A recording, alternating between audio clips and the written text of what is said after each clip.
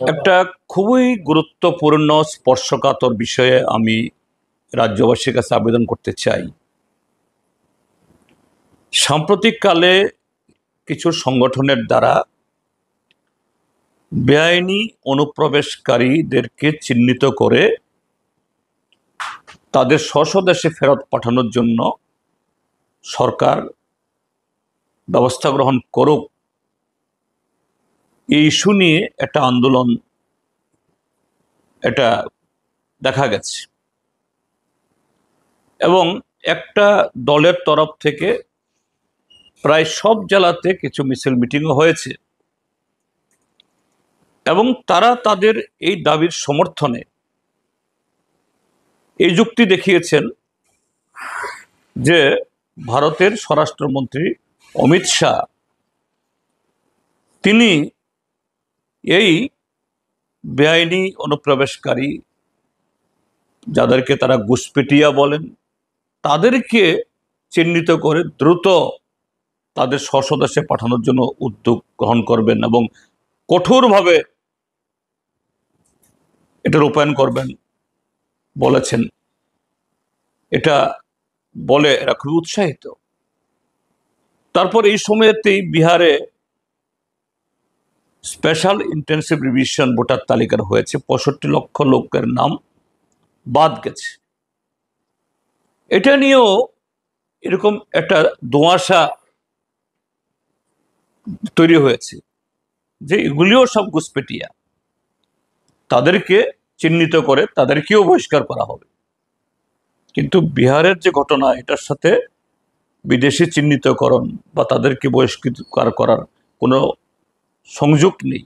এটা বর্তমান আমাদের দেশের শাসক দল আগামী দিনে তাদের ভোট বৈতরণী পার হওয়ার একটা চক্রান্ত, এটা মোটামুটি পাই সারা দেশের মানুষ এখন দেখছে। এরকম একটা অবস্থায় যেটা আমরা যে কোনো ভারতীয় ত্রিপুরাবাসী কেউ এটাকে অস্বীকার করবে না, হ্যাঁ, যে এই রাজ্যে অনুপ্রবেশ অতীতে হয়েছে, এখনো কিছু কিছু হচ্ছে। সরকারি মেশিনারি, বর্ডারে বিএসএফ কাঁটাতার বেড়া থাকা সত্ত্বেও তাদের শিথিলতায় আর আমাদের অফিস কাছারির সাথে কিছু দালাল, এদের মাধ্যমে এরা এদেশে পা দেবার আগেই আধার কার্ড, সিটিজেনশিপ কার্ড, পিআরটিসি এগুলো সংগ্রহ করে নিচ্ছেন এবং সেই কাগজপত্রের জোরে কেউ কেউ আগরতলা শহরের ফ্ল্যাট কিনছেন, জায়গা কিনছেন। সংখ্যা হয়তো এই মুহূর্তে হাজার হাজারে হবে না, কিন্তু এগুলি হচ্ছে, এটি কেউ অস্বীকার করে না। এগুলি রোখা দরকার, সবাই আমরা চাই, আমরাও চাই। কিন্তু আমরা কি দেখছি যে অমিত শাহ তার মন্ত্রক এরকম কথা শোনাচ্ছেন এবং কিছু লোককে উৎসাহিত করে রাস্তায় নামাচ্ছেন। তার মন্ত্রক হোম অ্যাফেয়ার্স মিনিস্ট্রি, তারাই তো আবার সিটিজেনশিপ অ্যামেন্ডমেন্ট অ্যাক্ট করে 2014 ইংরাজির 31 ডিসেম্বর পর্যন্ত যারা এইভাবে বেআইনি অনুপ্রবেশ করেছে তাদেরকে নাগরিকত্ব দেওয়ার জন্য, শুধু একটা নির্দিষ্ট সম্প্রদায় বাদে। তাহলে তার হুমকির সাথে তার এই ভূমিকার এটা সম্পূর্ণ হাস্যস্কর, সম্পূর্ণ পরস্পর বিরোধী।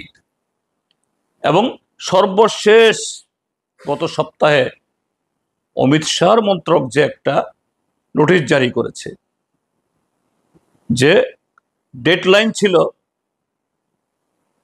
31 ডিসেম্বর 2014 ইংরাজি, এখন এটাকে আরো 10 বছর পিছিয়ে 31 ডিসেম্বর 2024 সাল করেছে। কাজেই যে সমস্ত বন্ধুরা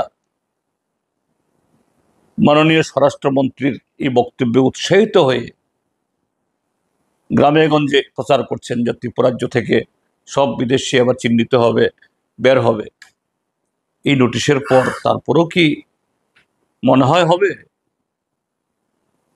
আসলে এখানে আমাদের দেশের বর্তমান শাসক দলের কাছে ঘুষপেটিয়া বা অনুপ্রবেশকারী শুধু নির্দিষ্ট একটা সম্প্রদায়ের, অন্যদের সম্পর্কে তাদের এরকম কোনো চিন্তা ভাবনা নেই।